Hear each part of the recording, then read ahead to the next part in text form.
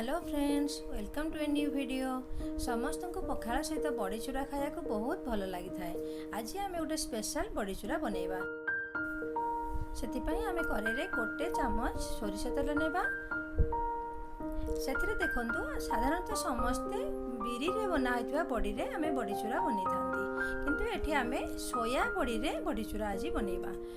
या परे आम किछि सोया बड़ी को एथिरे भल करी भाजी नेबा। देखंतु केमती लाल हो आसलानी।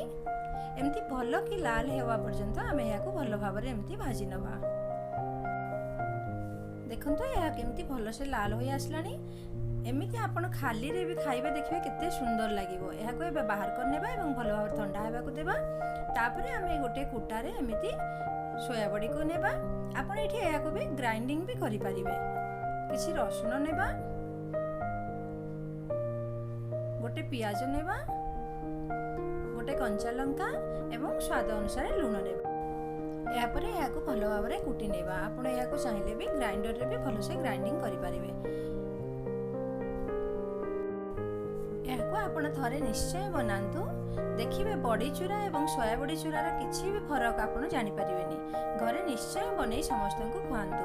वीडियोटी भल लागिथिले लाइक शेयर एवं सब्सक्राइब करिया को जमा भी भूलिबेनी।